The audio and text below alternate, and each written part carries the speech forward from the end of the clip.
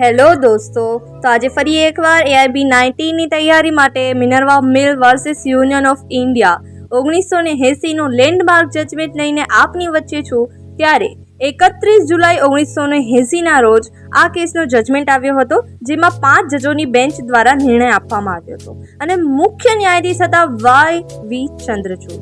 હવે કેસની પૃષ્ઠભૂમિ કંઈક આવી છે કે મિનર્વા મિલ્સ લિમિટેડ એક કાપડનો વેપાર કરતી મર્યાદિત કંપની હતી.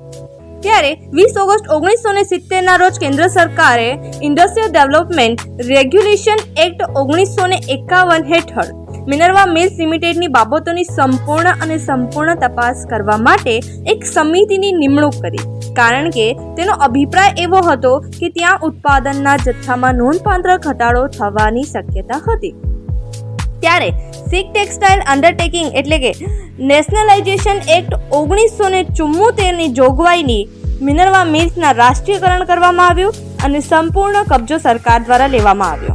ત્યારે મિનર્વા મિલ્સના માલિક અને સરકાર સામે આ કાયદાને પડકારતા કોર્ટના બારણા ખડકાવ્યા.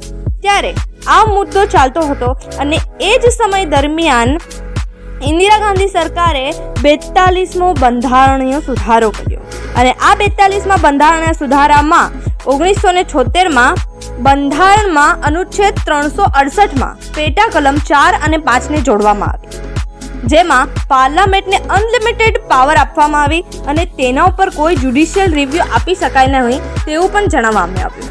હવે 42મા સુધારાની કલમ 4 કે જે ભારતીય બંધારણના ભાગ 3ના મૂળભૂત અધિકારોને બદલે બંધારણના ભાગ 4 એટલે કે રાજ્યનીતિના નિર્દેશક સિદ્ધાંતોને પ્રાધાન્ય આપવા અનુચ્છેદ 31Cમાં સુધારો કર્યો. ત્યારે જસ્ટિસ PN ભગવતીએ આ 42મા સુધારાની કલમ 4ને ગેરબંધારણીય ગણાવી હતી અને સંસદની શક્તિને મર્યાદિત કરી.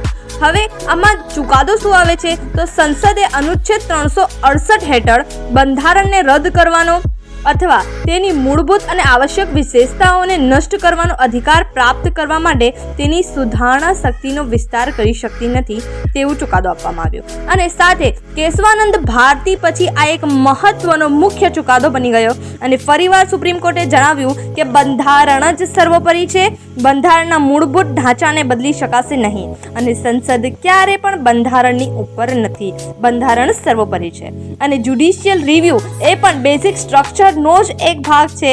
અને કોર્ટે જણાવ્યું કે બંધારણના ભાગ 3 અને ભાગ 4 બંને વચ્ચે મહત્વનો એક જેવું જ છે અને તે એક જ સિક્કાના બે પાસા છે.